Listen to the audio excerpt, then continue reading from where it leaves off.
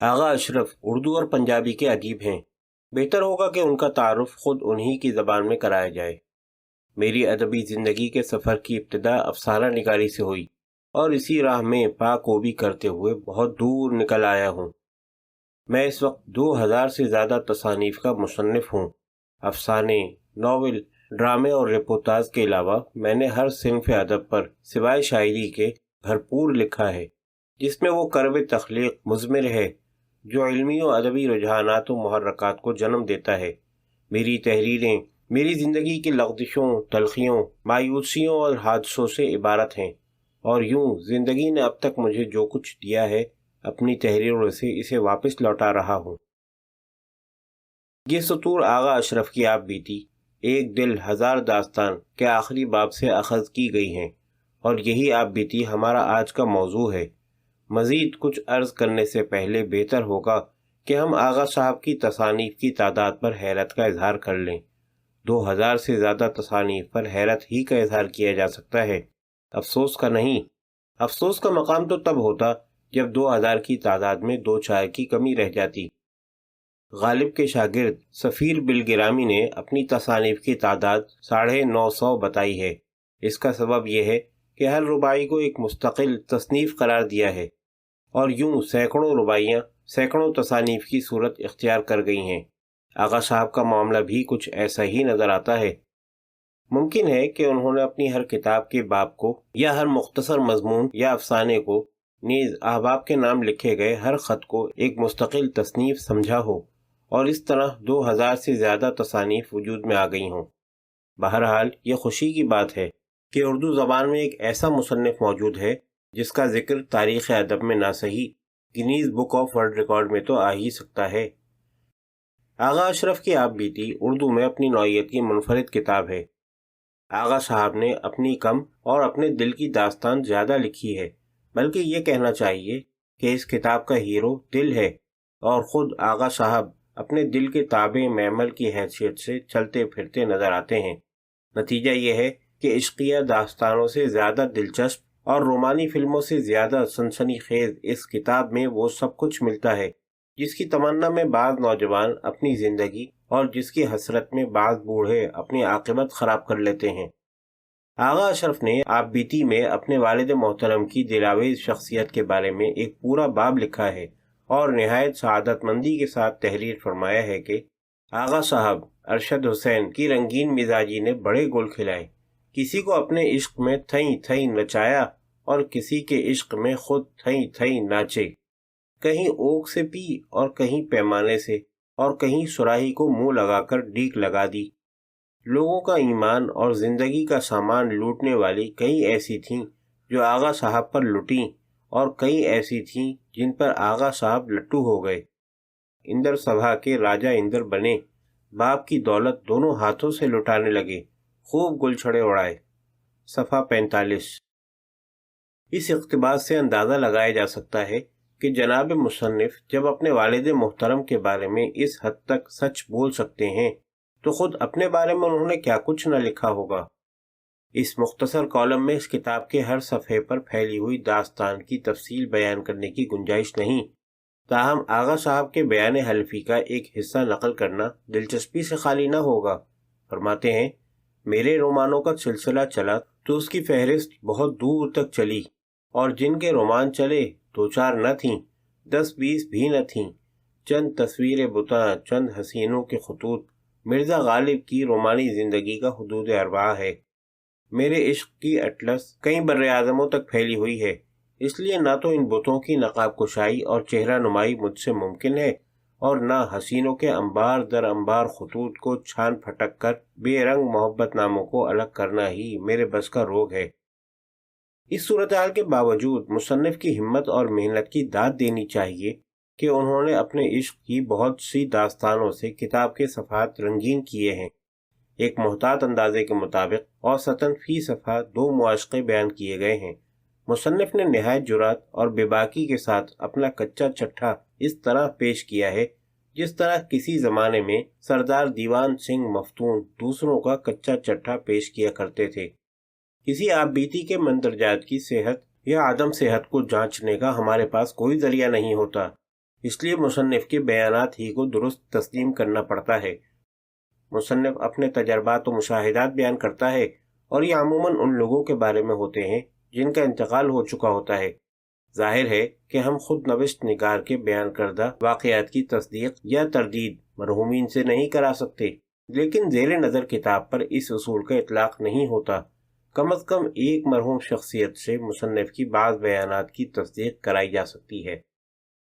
اس ابہام کی توضیح یہ ہے کہ آغا اشرف نے فرانس کی سیاحت کے متعلق جو کچھ لکھا ہے وہی کچھ ڈاکٹر یوسف حسین خان کی آپ بیتی یادوں کی دنیا میں بھی ہے۔ یہ کتاب سن 1967 میں شائع ہوئی تھی، یعنی آغا اشرف کی کتاب سے پورے 22 سال پہلے۔ ڈاکٹر یوسف حسین خان 1926 میں فرانس گئے تھے۔ انہوں نے اس ملک کے بارے میں جو کچھ لکھا ہے وہ سب کچھ آغا اشرف کی کتاب میں لفظ بلفظ موجود ہے۔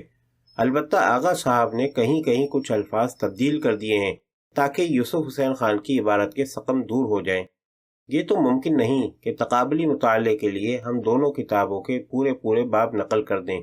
چند اقتباسات پیش کیے جاتے ہیں تاکہ یہ اندازہ کیا جا سکے کہ دو ادیبوں کا نہ صرف ذخیرہ الفاظ یکساں ہو سکتا ہے بلکہ انہیں ایک ہی جیسے واقعات پیش آ سکتے ہیں۔ آغا اشرف نے تو لون سے پیرس تک کے سفر کا حال ان الفاظ میں لکھا ہے: ہم نے لون سے پیرس جانے کے لیے واگون لی یعنی خواب گاڑی کا ٹکٹ لیا، جو اس زمانے میں یورپ کی بہترین اور سب سے زیادہ گراں ٹرین تھی۔ استنبول سے شمالی فرانس میں کیلے کی بندرگاہ تک جاتی تھی۔ واگون لی میں ہر مسافر کو ایک علیحدہ چھوٹا سا ڈبہ مل جاتا تھا جس پر بستر، پڑھنے لکھنے کے لیے میز کرسی اور ساتھ لگا ہوا غسل خانہ ہوتا تھا۔ سبک رفتاری میں یہ یورپ کی بہترین گاڑی مانی جاتی تھی۔ میز پر بیٹھ کر اطمینان سے خط لکھا جا سکتا تھا، معلوم ہی نہ ہوتا تھا کہ ریل گاڑی حرکت میں ہے۔ بعد میں انگلستان میں زیر زمین چلنے والی عمدہ قسم کی ریل گاڑیوں میں بیٹھنے کا اتفاق ہوا، لیکن واگون لے کی بات کہیں نہ ملی۔ غالباً اس کے ڈبوں کے نچلے حصے میں جو کمانیاں اور پرزے لگائے جاتے تھے وہ خاص طور پر تیار ہوتے تھے۔ یہی وجہ ہے کہ باوجود حرکت کے سکون کا احساس ہوتا تھا۔ یہ کمانیاں ایسی لچکدار بنائی جاتی تھیں کہ بالکل دھچکا نہ لگتا تھا۔ صفحہ 321-322۔ ڈاکٹر یوسف حسین خان لکھتے ہیں: ہم نے تو لون سے پیرس جانے کے لیے واگون لی، خواب گاڑی کا ٹکٹ لیا، جو یورپ کی بہترین اور سب سے گراں ٹرین ہے۔ استنبول سے شمالی فرانس میں کیلے کی بندرگاہ تک جاتی ہے۔ واگون لی میں ہر مسافر کو ایک علیحدہ چھوٹا سا ڈبہ مل جاتا ہے جس پر بستر، پڑھنے لکھنے کے لیے میز کرسی اور ساتھ لگا ہوا غسل خانہ ہوتا ہے۔ سبک رفتاری میں یہ یورپ کی بہترین گاڑی مانی جاتی تھی۔ میز پر بیٹھ کر اطمینان سے خط لکھا جا سکتا ہے، معلوم ہی نہیں ہوتا کہ ریل گاڑی جنبش میں ہے۔ بعد میں یورپ کے مختلف ملکوں کی عمدہ قسم کی ریل گاڑیوں میں بیٹھنے کا اتفاق ہوا، لیکن واگون لے کی بات کہیں نہ ملی۔ غالباً اس کے ڈبوں کے نچلے حصے میں جو کمانیاں اور پرزے لگائے جاتے ہیں وہ خاص طور پر تیار ہوتے ہیں۔ یہی وجہ ہے کہ باوجود حرکت اور جنبش کے سکون کا احساس ہوتا ہے، اور یہ کمانیاں ایسی لچکدار بنائی جاتی ہیں کہ دھکا یا دھچکا نام کو نہیں لگتا۔ صفحہ 204-205۔ ان دونوں اقتباسات میں یہی فرق نہیں ہے کہ ڈاکٹر یوسف حسین خان کا بیان صیغہ حال میں ہے اور آغا اشرف کا صیغہ ماضی میں، بلکہ یہ اہم اختلاف بھی ہے کہ واگون لی میں سفر کے بعد ڈاکٹر یوسف حسین خان نے یورپ کی مختلف قسم کی عمدہ ریل گاڑیوں میں بھی سفر کیا، لیکن افسوس کہ آغا اشرف کو صرف انگلستان کی زمین دوز ریل گاڑیوں میں بیٹھنے کا موقع ملا۔ سوربون میں آغا اشرف کی ملاقات متعدد حسیناؤں سے ہوئی۔ ان میں سے ایک، جس کا نام ماتری تھا اور جو ایک کیبرے ڈانسر تھی، وہ آغا صاحب کو اپنے گھر لے گئی۔ آگے کا حال آغا اشرف کی زبانی سنیے۔ ماتری سوربون کے علاقے کے جس مکان میں رہتی تھی وہاں اس کے کمرے کی کھڑکی سے نوترے دام کا گرجا گھر نظر آتا تھا، جس سے فرانسیسی تاریخ کے ہر عہد کی یادیں وابستہ تھیں۔ جہاں یہ واقع تھا وہاں رومن لوگوں نے لیوتیشیا کا شہر آباد کیا تھا، جس کے آثار گرجا گھر کے قریب موجود تھے۔ گرجا کے آس پاس کے علاقے کا نام مجھے ایل سے لاستے، شہر کا جزیرہ، بتایا گیا، اس لیے دریائے سین کی ایک شاخ اس جگہ ایک جزیرہ سا بنا رہی تھی۔ یہ جزیرہ جو 2 پلوں کے ذریعے شہر سے ملتا تھا، پیرس کا مرکز تھا۔ اس طرح اس کا مرکز نوترے دام کا گرجا تھا، جو نہ صرف پیرس بلکہ فرانس کا مرکز تھا۔ اس لیے کہ فرانس کے نقشوں میں ملک کے تمام فاصلے اسی مقام سے ناپے جاتے تھے۔ صفحہ 323۔ جو کچھ آغا صاحب کو کیبرے ڈانسر ماتری کے مکان سے نظر آیا تھا، وہی کچھ ڈاکٹر یوسف حسین خان نے اپنے مکان کی کھڑکی سے دیکھا تھا۔ وہ لکھتے ہیں، میں جس مکان میں رہتا تھا وہاں میرے کمرے کی کھڑکی سے نوترے دام کا کلیسا نظر آتا تھا۔ اس کلیسا سے فرانسیسی تاریخ کے ہر عہد کی یادیں وابستہ ہیں۔ جس جگہ یہ واقع ہے وہیں رومن لوگوں نے لیوتیشیا کا شہر آباد کیا تھا، جس کے آثار کلیسا کے قریب جو کھدائی ہوئی ہے اس میں نکلے ہیں۔ کلیسا کے آس پاس کا علاقہ ایک دے لاستے شہر کا جزیرہ کہلاتا ہے، اس لیے کہ دریائے سین کی ایک شاخ نے اس جگہ ایک جزیرہ سا بنا دیا ہے۔ جس طرح یہ جزیرہ جو دو پلوں کے ذریعے شہر سے ملتا ہے پیرس کا مرکز ہے، اسی طرح اس کا مرکز نوترے دام کا کلیسا ہے۔ یہ صرف پیرس کا نہیں، فرانس کا مرکز ہے، اس لیے کہ فرانس کے نقشوں میں ملک کے تمام فاصلے اسی مقام سے ناپے جاتے ہیں۔ صفحہ 209۔ یہ عجیب اتفاق ہے کہ ڈاکٹر یوسف حسین خان سوربون کے جس مکان میں رہتے تھے، ایک طویل عرصے بعد اسی مکان میں آغا صاحب کو بھی قیام کا موقع ملا۔ جن الفاظ میں ڈاکٹر صاحب نے کھڑکی سے نظر آنے والا منظر بیان کیا ہے، انہی الفاظ میں آغا صاحب نے بھی منظر نگاری کی ہے۔ ایسا معلوم ہوتا ہے کہ اس مکان کو خالی کرتے وقت ڈاکٹر صاحب اپنے سامان کا کچھ حصہ یعنی الفاظ، جملے، تاریخی معلومات وغیرہ یہیں چھوڑ گئے تھے۔ یہ سامان بعد میں آغا صاحب کے کام آیا اور خوب آیا۔ دریائے سین کے کنارے آغا صاحب نے جو کچھ دیکھا اسے ان لفظوں میں بیان کیا۔ دریائے سین کے کنارے چھوٹی چھوٹی لکڑیوں کی صندوق نما دکانیں میلوں چلی گئی تھیں، جہاں پرانی کتابیں، بلاک سے تیار کی ہوئی تصویریں، نقشے اور متفرق علمی اشیاء سستے داموں مل جاتی تھیں۔ جب کچھ کرنے کو نہ ہوتا تو علم دوست اشخاص سیر و تفریح کے لیے چہل قدمی کرنے نکل جاتے۔ اس کباڑ خانے میں بعض دفعہ نہایت عمدہ چیزیں کوڑیوں کو مول مل جاتی۔ یہیں اچانک میری نظر ایک کباڑی کی دکان میں پڑے دیوان ولی دکنی پر پڑی، جسے اب سے 100 سال پہلے گارساں دے تاسی نے ترتیب دے کر شائع کیا تھا۔ یہ دیوان مجھے چند فرانک میں مل گیا۔ میں جب شانتی نکتین گیا، ٹیگور کو شانتی نکتین کی لائبریری کے لیے تحفے کے طور پر دے دی۔ صفحہ 323۔ ڈاکٹر یوسف حسین خان لکھتے ہیں، دریائے سین کے کنارے چھوٹی چھوٹی لکڑیوں کی صندوق نما دکانیں میلوں چلی گئی ہیں، جہاں پرانی کتابیں، بلاک سے تیار کی ہوئی تصویریں اور نقشے اور متفرق علمی اشیاء سستے داموں مل جاتی ہیں۔ جب کچھ کرنے کو نہ ہو تو علم دوست اشخاص یہاں سیر و تفریح کے لیے چہل قدمی کرنے نکل جاتے ہیں۔ یہاں بعض دفعہ نہایت عمدہ چیزیں کوڑیوں کے مول مل جاتی ہیں۔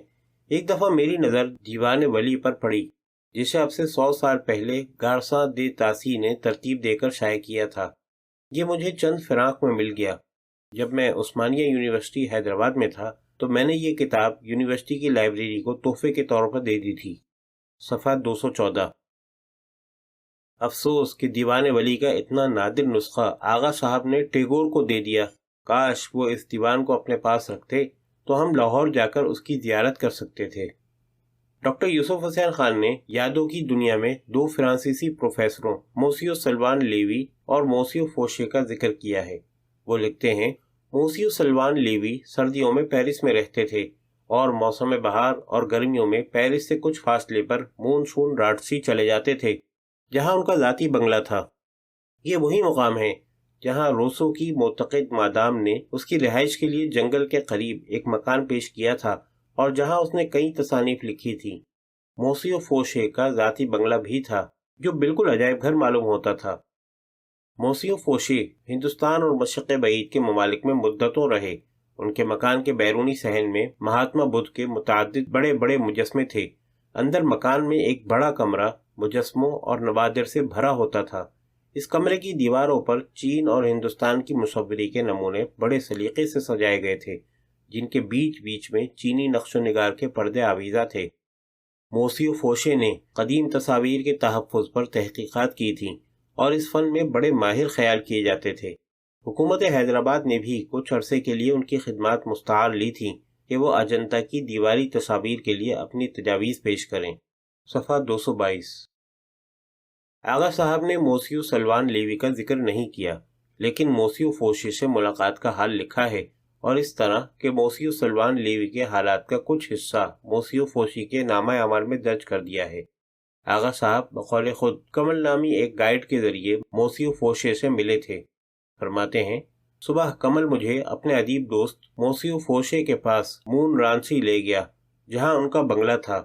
یہ وہی مقام تھا جہاں روسو کی معتقد مادام نے ان کی رہائش کے لیے جنگل کے قریب ایک مکان پیش کیا تھا، جہاں روسو نے کئی تصانیف لکھی۔ موسیو فوشے کا کمرہ بالکل عجائب گھر معلوم ہوتا تھا۔ وہ ہندوستان اور مشرق بعید کے ممالک میں مدتوں رہے۔ ان کے مکان کے بیرونی صحن میں مہاتما بدھ کے متعدد بڑے بڑے مجسمے تھے۔ اندر مکان میں ایک بڑا کمرہ مجسموں اور نوادر سے بھرا ہوا تھا۔ اس کمرے کی دیواروں پر چین اور ہندوستان کی مصوری کے نمونے بڑے سلیقے سے سجائے گئے تھے، جن کے درمیان چینی نقش و نگار کے پردے آویزاں تھے۔ موسیو فوشے نے قدیم تصاویر کے تحفظ پر تحقیقات کی تھیں اور اس فن میں بڑے ماہر خیال کیے جاتے تھے۔ حکومت حیدرآباد نے بھی کچھ عرصے کے لیے ان کی خدمات حاصل کی تھیں تاکہ وہ اجنتا کی دیواری تصاویر کے تحفظ کے لیے اپنی تجاویز پیش کریں۔ صفحہ 331۔ ہمارے خیال میں اتنی مثالیں کافی ہیں۔ ہمیں کون سا پی ایچ ڈی کے لیے تحقیقی مقالہ لکھنا ہے جو ہم اقتباسات کے انبار لگا دیں۔ اب یہ اہل تحقیق کا کام ہے کہ وہ ڈاکٹر یوسف حسین خان اور آغا اشرف کی کتابوں کے تقابلی مطالعے سے یہ معلوم کریں کہ ڈاکٹر صاحب نے اپنی کتاب کے 22 برس بعد لکھی جانے والی آغا صاحب کی کتاب سے کس طرح استفادہ کیا۔ ڈاکٹر یوسف حسین خان بہت عالم فاضل آدمی تھے۔ یقیناً ان کے پاس ایسا کوئی علم ہوگا جس کے ذریعے وہ مستقبل میں لکھی جانے والی کتابوں کے مطالب سے واقف ہو جاتے تھے۔